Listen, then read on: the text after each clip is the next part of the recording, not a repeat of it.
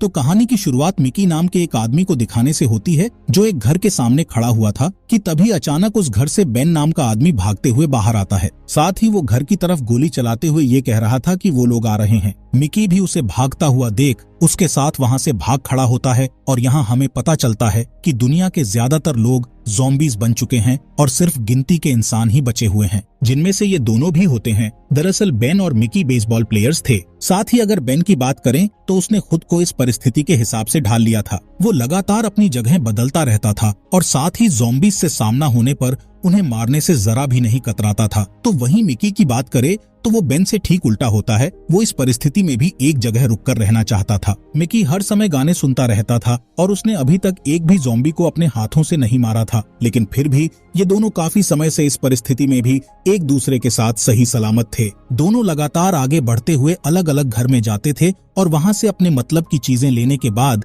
ये लोग इसी तरह अपना सफर जारी रखते हैं। इसके बाद इन दोनों को एक गाड़ी नजर आती है जिसके अंदर एक ज़ॉम्बी लड़की बैठी हुई थी। वो इन लोगों को देखकर इनकी तरफ बढ़ने लगती है, जिसे बेन बिना देरी किए मार देता है और फिर वो गाड़ी को स्टार्ट करके देखता है तो ये गाड़ी एकदम सही सलामत होती है, जिसे पाकर ये दोनों काफी खुश होते हैं क्योंकि काफी दिनों से ये लोग ऐसे ही पैदल चल रहे थे। यहाँ से मिकी के कहने पर दोनों उसकी गर्लफ्रेंड के घर जाते हैं जो शायद मर चुकी थी। मिकी उसके कमरे में जाकर अपनी गर्लफ्रेंड को काफी याद करता है। वो उसकी फोटोज देखकर उसके साथ बिताए हुए पलों को याद करते हुए फूट फूट कर रोने लगता है। तो वहीं दूसरी तरफ बेन इस घर में अपने काम की चीजें ढूंढ रहा होता है, जहाँ से उसे 2 वॉकी टॉकी, एक पेट्रोल कैन और एक चेयर मिलती है जिन्हें वो संभाल कर अपने पास रख लेता है। इसके अलावा वहाँ इन्हें टूथपेस्ट भी मिल जाता है जिससे दोनों ब्रश करते हैं क्योंकि काफी दिनों से इन्होंने ब्रश भी नहीं किया था। इसके बाद ये लोग कुछ वक्त इसी घर में गुजारने का फैसला करते हैं, जिस दौरान मिकी बेन से कहता है कि हम दोनों क्यों ना अब यहीं पर रुक जाएं। लेकिन बेन उसे मना करते हुए कहता है कि तुम्हें याद है ना कि कैसे हम दोनों एक ही घर के अंदर ज़ॉम्बीज की वजह से पूरे 3 महीने तक फंसे हुए थे,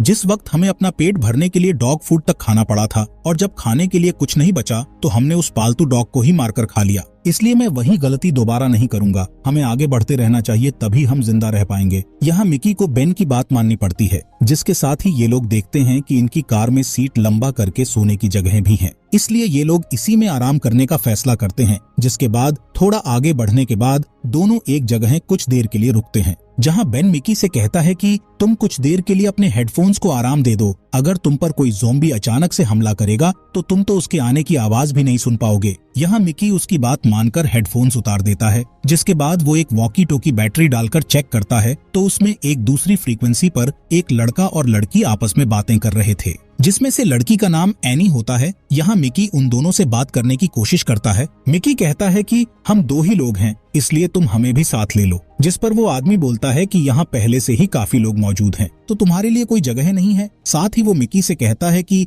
आज के बाद हमसे कांटेक्ट करने की बिल्कुल भी कोशिश मत करना। वो एनी को भी धमकाता है कि अगर तुमने इससे बात की तो मैं तुम्हारे साथ क्या करूंगा ये तुम सोच भी नहीं सकती। यहाँ मिकी अपनी इस बात के बारे में बेन से बताते हुए उससे कहता है कि वो आदमी कह रहा था कि वो लोग पहले से काफी ज्यादा हैं, मतलब कि वो आसपास किसी न किसी जगह जरूर रुके होंगे जिन्हें मैं किसी भी कीमत पर ढूंढना चाहता हूँ। यहाँ बेन के लाख समझाने के बावजूद मिकी नहीं मानता और दोनों रास्ते में पड़ने वाले हर घर को देखते हुए आगे बढ़ने लगते हैं, जिसमें से एक घर का दरवाजा तोड़ने पर उसमें से 2 ज़ॉम्बीज बाहर निकलते हैं, जिन्हें देख बेन मिकी पर काफी गुस्सा करते हुए उन ज़ॉम्बीज को मार डालता है। इसके बाद अगले दिन बेन एक झरने को देख उसमें नहाने के लिए जाता है। इसी दौरान मिकी गाड़ी में ही सो रहा होता है, तभी वहाँ एक ज़ॉम्बी लड़की आकर थोड़े से खुले शीशे में अपना हाथ डाल के मिकी को पकड़ने की कोशिश करती है, जिससे मिकी बहुत बुरी तरह डर जाता है। लेकिन सही वक्त पर बेन वहाँ पहुंचकर उस ज़ॉम्बी लड़की के भेजे को गोली से उड़ा देता है, जिसके बाद दोनों हमेशा की तरह कभी किसी स्कूल तो कभी किसी घर में जाना जारी रखते हैं, मगर इन्हें कहीं कुछ भी नहीं मिलता। हालांकि जल्दी ही ये लोग एक घर में पहुंचते हैं, जिसे देख मिकी इस बार बेन से जिद कर लेता है कि हमें आज रात यहीं रुकना चाहिए, और इस बार बेन भी उसकी बात मान लेता है। इसी दौरान मिकी एक बार फिर एनी से बात करने की कोशिश करता है। वो मिकी की आवाज सुनकर उससे कहती है कि मैं तुमसे बात नहीं कर सकती, क्योंकि अगर उन्हें पता चल गया तो वो मेरे साथ क्या करेंगे वो तुम सोच भी नहीं सकते, इसलिए प्लीज तुम मुझसे बात ना करो। दूसरी तरफ बेन गाने सुनते हुए अकेले ही काफी ज्यादा मजे कर रहा था। जिसके बाद वो बाहर जाता है तो वहाँ उसे एक ज़ॉम्बी दिखता है। उसे किसी ने पेड़ से बांधा हुआ था। बेन उस ज़ॉम्बी से पहले कुछ देर बातें करता है और जब उसका मन भर जाता है तो वो उस ज़ॉम्बी को ले जाकर मिकी के कमरे में छोड़ देता है। यहाँ बेन ने बाहर से दरवाजा पकड़ा हुआ था ताकि मिकी उसे खोलकर बाहर ना निकल पाए। यहाँ कुछ देर बाद जब बेन दरवाजा खोलकर देखता है तो वो अपने सामने मिकी को ज़ॉम्बी के खून में रंगा हुआ पाता है और उसे देख बेन हंसते हुए कहता है कि बधाई हो, तुमने आज अपना पहला ज़ॉम्बी का शिकार किया है। मतलब कि ये बेन का मजाक था, जिस पर मिकी एकदम से भड़क जाता है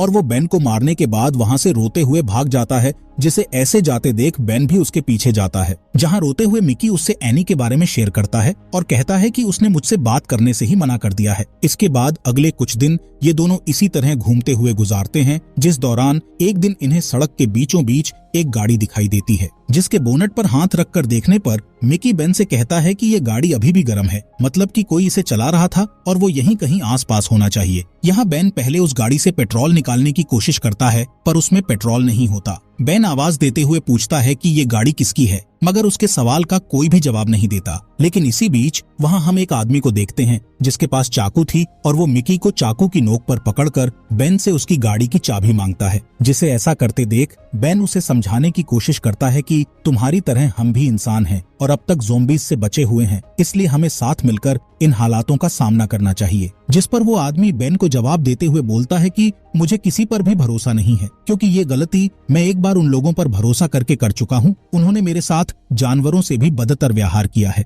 इसलिए अब मुझे किसी पर विश्वास नहीं है। तुम बस अपनी गाड़ी की चाबी मुझे दो, नहीं तो मैं तुम्हारे दोस्त को जान से मार दूंगा। यहाँ जब कोई बात नहीं बनती तो बेन उस आदमी के कहने पर अपनी गन नीचे रख देता है और उस आदमी से कहता है कि चाबी गाड़ी के अंदर है। वो आदमी मिकी को छोड़ जब गाड़ी के अंदर बैठता है तो वहाँ उसे कोई चाबी नहीं मिलती, जिस पर बेन अपने पास से चाबी निकालकर उसे दिखाते हुए बोलता है कि चाबी मेरे पास है। और ये देख वो आदमी वहाँ से भागने की कोशिश करता है, लेकिन बेन उसे पीछे से गोली मार देता है, जिससे वो आदमी वहीं मर जाता है। ये देख मिकी बेन से बोलता है कि वो तो इंसान था ना, तो फिर तुमने उसे क्यों मार दिया? जिस पर बेन बोलता है कि उसने हमारी गाड़ी चुराने के साथ तुम्हें मारने की भी कोशिश की, इसलिए मैं उसे छोड़ने का रिस्क नहीं ले सकता था। क्या पता दोबारा मौका मिलने पर वो हमें ही मार डालता। ये दोनों इस बारे में बात कर ही रहे होते हैं कि तभी वहाँ एक बड़ी सी गाड़ी आकर रुकती है, जिसकी तरफ बेन गन पॉइंट करके पूछता है कि तुम कौन हो? उस गाड़ी के अंदर से एक लड़की और एक आदमी बाहर निकलते हैं, जिनमें से आदमी के पास एक बड़ी गन थी। यहाँ वो लड़की इनसे सवाल करती है कि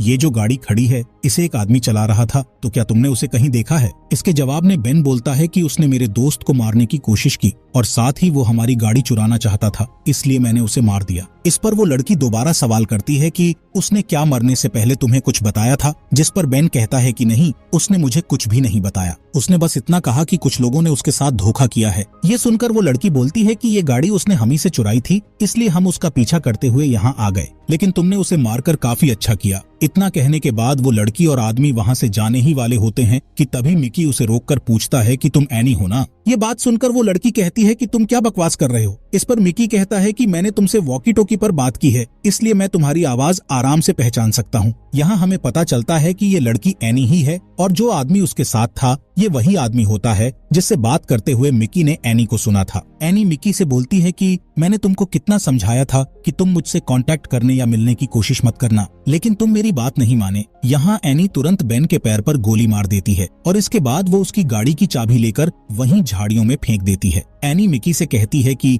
मैं ये नहीं करना चाहती थी, लेकिन तुमने मुझे ये करने पर मजबूर किया है। इतना कहने के बाद वो उस आदमी के साथ गाड़ी में बैठकर वहाँ से चली जाती है। एनी के जाने के बाद मिकी कार की चाबी को ढूंढने की कोशिश करता है, पर अंधेरा होने तक उसे चाबी नहीं मिलती। साथ ही बेन के पैर में गोली लगी होने के कारण वो चल नहीं सकता था, इसलिए मिकी वहीं कार के अंदर रात गुजारने का फैसला करता है। यहाँ बेन मिकी से बार बार कह रहा होता है कि तुम मुझे यहीं छोड़कर चले जाओ, कम से कम तुम्हारी जान तो बचेगी। लेकिन मिकी कहता है कि मैं तुम्हारे बिना यहाँ से कहीं नहीं जाऊंगा, क्योंकि हम दोनों हमेशा की तरह इस परिस्थिति से निकलने का कोई ना कोई रास्ता जरूर निकाल लेंगे। दोनों उसी गाड़ी को अंदर से लॉक करके सोने की कोशिश कर ही रहे होते हैं कि तभी ढेर सारे ज़ॉम्बीज उन्हें आते हुए दिखाई देते हैं, जिन्हें देख मिकी बोलता है कि हमें जल्दी यहाँ से भागना होगा। जिस पर बेन उससे कहता है कि तुम बड़ी जल्दी भूल गए कि मेरे पैर में गोली लगी है, मैं चाहकर भी नहीं भाग सकता, लेकिन तुम अपनी जान बचा सकते हो, इसलिए तुम यहाँ से भाग जाओ। लेकिन मिकी बेन की इस बात को नहीं मानता। इसी दौरान हम देखते हैं कि इनकी गाड़ी को ज़ॉम्बीज ने चारों तरफ से घेर लिया है,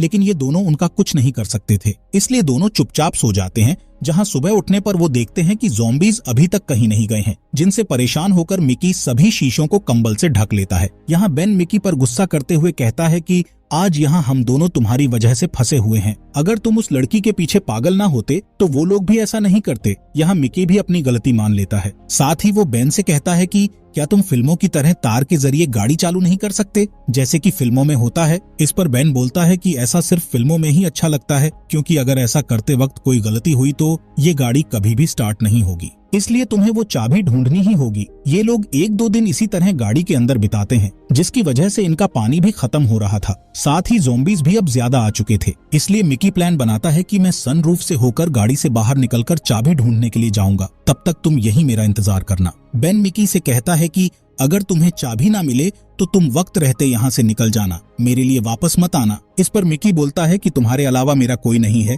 इसलिए मैं वापस जरूर आऊंगा। इतना कहकर वो बाहर चला जाता है। इस दौरान थोड़ी देर बाद ही बेन को अकेलापन महसूस होने लगता है। वो काफी परेशान था कि मिकी अभी तक वापस क्यों नहीं आया, लेकिन उसके इंतजार के अलावा वो और कुछ नहीं कर सकता था। काफी देर हो जाने पर यहाँ एक पल के लिए बेन को लगता है कि शायद मिकी उसे छोड़कर चला गया, लेकिन उसी दौरान बेन को मिकी की आवाज सुनाई देती है और बेन तुरंत सनरूफ को उसके लिए खोल देता है, जिसे वापस देख बेन काफी खुश होता है। बेन उससे पूछता है कि क्या तुम्हें चाबी मिल गई। इस पर मिकी रोते हुए उसे अपना हाथ दिखाता है, जिस पर ज़ॉम्बी के काटने का निशान था। ये देख बेन के पैरों के नीचे से मानो जमीन खिसक जाती है और वो अपनी गन मिकी पर पॉइंट करके उसे गाड़ी से बाहर निकलने के लिए बोलता है, मगर मिकी उससे बार बार एक ही बात बोलता है कि मेरी मदद करो। बेन यहाँ मिकी से कहता है कि मैं अपने दोस्त को ज़ॉम्बी में बदलते हुए नहीं देख सकता, इसलिए ना चाहते हुए भी मुझे तुमको मारना होगा। और इतना कहते ही वो ट्रिगर दबा देता है, जिससे मिकी की वहीं मौत हो जाती है। बेन अपने दोस्त के लिए काफी ज्यादा दुखी था और वॉकी टोकी को ऑन करके बोलता है कि एनी, मुझे पता है कि तुम मुझे सुन सकती हो और तुम्हारी वजह से आज मैंने अपने दोस्त को खो दिया, जिसके साथ मैं पिछले कई महीनों से था। इस खत्म होती दुनिया में हम दोनों ही एक दूसरे का सहारा थे। जानती हो, एक बार इसी तरह हम 3 महीनों तक एक घर के अंदर फंस गए थे। अगर मैं वहाँ से निकल सकता हूँ तो यहाँ से भी मैं बाहर निकलने की कोशिश जरूर करूंगा। अगर कोशिश में मैं कामयाब नहीं हुआ तो मैं खुद को गोली मार लूंगा, और अगर मैं कामयाब हो गया तो तुम्हारी मौत मेरे हाथों पक्की है। इसके बाद बेन पीछे के दरवाजे से किसी तरह से चुपचाप बाहर निकलने की कोशिश करता है, जिसके साथ अगले ही पल हम उसे बाहर बेसबॉल बैट के साथ देखते हैं, जहां बेन लंगड़ाते हुए चल रहा था, जिसका कई सारे ज़ॉम्बीज धीरे धीरे पीछा कर रहे थे। और इसी के साथ ये अमेजिंग मूवी यहीं पर खत्म हो जाती है। दोस्तों, वीडियो अच्छी लगी